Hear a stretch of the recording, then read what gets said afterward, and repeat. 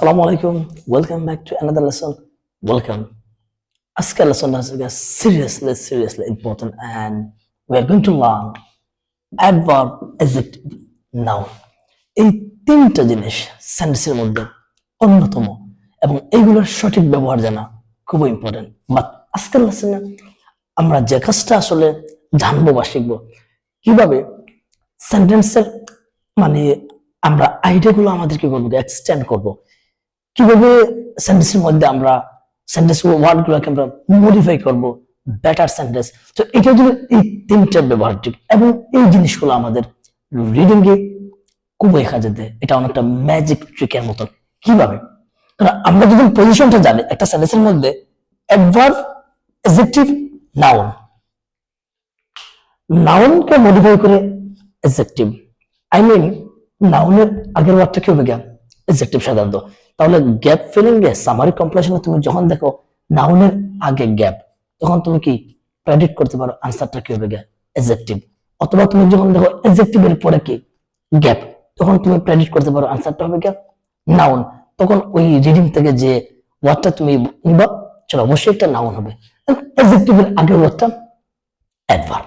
তো এটা শুধু আমাদের রিডিং এ হেল্প হবে না, আমাদের সুন্দর সুন্দর সেন্টেন্স মেকিং এর ক্ষেত্রে এটা হেল্প করবে। আইডিয়া গুলোকে এক্সটেন্ড করতে পারবো আমরা খুব ভালোভাবে। তাহলে আমরা যে জিনিসটা পার্টিকুলারলি শিখবো, আমি এখানে একটা নাউন ওয়ার্ড নিব, তার আগে একটা অ্যাডজেক্টিভ নিব, তার আগে একটা অ্যাডভার্ব নিব। তাহলে কি হবে আমাদের জাস্ট সেন্টেন্স গুলো এক্সটেন্ড হবে বেটার ওয়েতে। সো উদাহরণ হিসেবে আমি একটা নাউন নিব। তো সেটা হচ্ছে কি, ধরেন আমরা নিলাম শার্ট। শার্ট হচ্ছে একটা কি নাউন, এবং এই শার্ট সম্পর্কে আমি যে ওয়ার্ডটা লিখবো তাকে মডিফাই করার জন্য সেটা হবে একটা অ্যাডজেক্টিভ। তো আমি শার্টটা বললাম এটি হলো এক্সপেন্সিভ শার্ট। তাহলে শার্ট নাউন, এক্সপেন্সিভ হচ্ছে আমাদের অ্যাডজেক্টিভ। এখন ওই এক্সপেন্সিভটাকে মডিফাই করার জন্য একটা অ্যাডভার্ব নেব। সেটা কেমন অ্যাডভার্ব, মানে কেমন এক্সপেন্সিভ। তো আমি একটা ট্রিক বলে আইএলটিএস স্টুডেন্টের জন্য, মানে সেন্টেন্স মেকিং এর ক্ষেত্রে আমাদের অনেকটা হেল্প করবে। যখন আমরা অ্যাডভার্ব চিন্তা করবো, আমি বলবো এলওয়াই যুক্ত ওয়ার্ড চিন্তা করা। কারণ আমি যা জানি বা আমরা জানি যে সব এলওয়াই যুক্ত ওয়ার্ড কিনা অ্যাডভার্ব না। এলওয়াই দিয়ে আবার কি হয় আমাদের সেন্টেন্স মেকিং সুবিধার্থে, আমাদের চিন্তার সুবিধার্থে এলওয়াই যুক্ত ওয়ার্ড চিন্তা করবো অ্যাডজেক্টিভকে মডিফাই করার জন্য। ড্যাশ এক্সপেন্সিভ শার্ট, আমরা বলতে পারি না এক্সট্রিমলি, যে এলওয়াই যুক্ত ওয়ার্ড চিন্তা করলাম এক্সট্রিমলি এক্সপেন্সিভ শার্ট। তাহলে কি হলো, একটা সেন্টেন্সের মধ্যে আমার শার্ট নাউন আসতেছে, অ্যাডজেক্টিভ আসতেছে, অ্যাডভার্ব। তাহলে এখানে আমি একটা সাবজেক্ট বাদ দিয়ে সেন্টেন্সটাকে কাট করে ফেলি। আমরা বলতে পারি ইট ওয়াজ অ্যান, সেন্টেন্সটা হয় it was an extremely expensive shirt. এটার পরে আমি আরেকটা ওয়ার্ড নিব, মানে আরেকটা নাউন নিব, সেটা হচ্ছে গিয়ে হাউস। হাউস হচ্ছে আমাদের নাউন, এবং তার আগে একটা কি নিব অ্যাডজেক্টিভ নিব। তো আমি অ্যাডজেক্টিভ নিলাম লার্জ। হাউসটা কেমন লার্জ, এই লার্জ ওয়ার্ড দ্বারা হাউসকে বুঝিয়ে দিচ্ছে কেমন হাউস। তার আগে কি নিব একটা অ্যাডভার্ব, এবং ওই সুবিধার জন্য এলওয়াই যুক্ত ওয়ার্ড চিন্তা করবো ড্যাশ লার্জ হাউস। আমি বলতে পারি কি enormously nice word, I love this word, enormously large house। তাইলে সেন্টেন্স যখন আমরা সাবজেক্ট বাইরে নেই, we live in an, we live in an enormously large, আমরা একটা বিশাল বড় বাড়িতে তাকে কেমন বড় বিশাল বড় enormously large house। তাহলে আমরা নাউন নিলাম, তার আগে অ্যাডজেক্টিভ। আমরা একটা সেন্টেন্সে কি করতে পারি একসাথে তিনটা পার্টস ইউজ করতে পারে, অ্যাডভার্ব, অ্যাডজেক্টিভ, নাউন। ধরো না তুমি টেম্পারেচার বললা যে আজকে টেম্পারেচার খুবই গরম, তাহলে টেম্পারেচার যে নাউন, ঠিক আছে। এখন এটাকে মডিফাই করার জন্য কিভাবে বলতে পারো extremely hot temperature. Extremely look এটা অ্যাডভার্ব নাউন, অথবা বললা হাইলি। এদিক থেকে যদি আমরা যাই এলওয়াই দিয়ে অ্যাডভার্ব নিলাম হাইলি হট, অ্যাডজেক্টিভ দেন temperature, right? বলতে পারেন it is highly hot temperature. তো আইডিয়াগুলো ডেভেলপ করার জন্য আমাদের সেন্টেন্স মেকিং এর সুবিধার্থে আমরা একটা সেন্টেন্সে অ্যাডভার্ব, অ্যাডজেক্টিভ, নাউন ইউজ করাটা খুব ইম্পর্টেন্ট, রাইট? আমি আরেকটা নাউন নেই, সহজ একটা নাউন নিলাম, আমি বললাম বয়। বয় হচ্ছে একটা নাউন, বয়কে মডিফাই করার জন্য একটা অ্যাডজেক্টিভ নিব, আমি বলতে পারি ট্যালেন্টেড বয়। কেমন বয়? ট্যালেন্টেড বয়।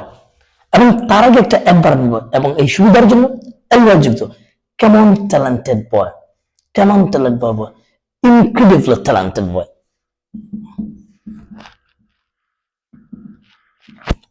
সুন্দর সুন্দর ওয়ার্ড আসবে।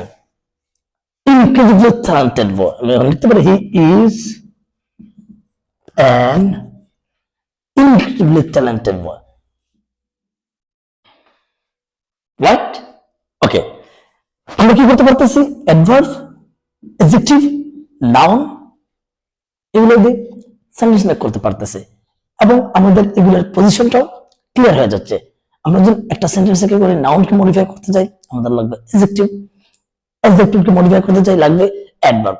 বাট এটা আমাদের জানা উচিত নাউন এবং প্রোনাউন বাদে অন্য যে কোনো পার্টস অফ স্পিচকে অ্যাডভার্ব মডিফাই করে, এবং অ্যাডভার্বের পজিশনটা আমাদের জানা উচিত। অ্যাডভার্ব আমরা সেন্টেন্সের শুরুতে ইউজ করতে পারি, দুইটা ভার্বের মাঝখানে ইউজ করতে পারি, আবার সেন্টেন্সের শেষে। এটা খুবই ইম্পর্টেন্ট আমাদের আইএলটিএস এর জন্য। এটা করে আমাদের লাভ হবে কি? আমাদের থিঙ্কিংটা, আমাদের আইডিয়াগুলো এক্সটেন্ড হবে, আমরা ভালো সেন্টেন্স মেক করতে পারি। এগুলো আমাদের প্র্যাকটিস করা উচিত, যে নাউনকে মডিফাই করার জন্য অ্যাডজেক্টিভ, অ্যাডজেক্টিভকে মডিফাই করার জন্য বলে কি অ্যাডভার্ব। আরেকটা জিনিস হচ্ছে কি, আপনি নাউনকে মডিফাই করবেন দুইটা অ্যাডজেক্টিভ দিয়ে। আমি যদি সহজ একটা ঠিক বলি, যেমন আপনি বললেন হি ইজ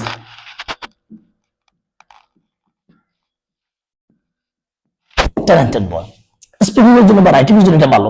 হি ইজ, এখানে বয় নাউনের আপনি একটা অ্যাডজেক্টিভ ইউজ করলেন, কিন্তু এখানে একটা অ্যাডজেক্টিভ, একটা গুণ না বলে আপনি এন্ড দুইটা, আই মিন দুইটা অ্যাডজেক্টিভ ইউজ করলেন। জিনিসটা এইভাবে, he is, he is industrious, he is industrious and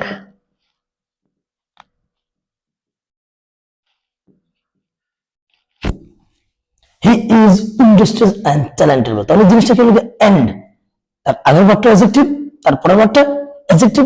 এই বয় নাউনটাকে দুইটা অ্যাডজেক্টিভ মডিফাই করেছে, এই বয়টা ইন্ডাস্ট্রিয়াস আবার ট্যালেন্টেড। এটাকে আমরা আরো বেটার করতে লিখতে পারি, এই এন্ড ইজ না কইরা not only but also, যেমন he is not only industrious but also talented. This is better. If we just think instead of visualizing, we can improve, but we need to think.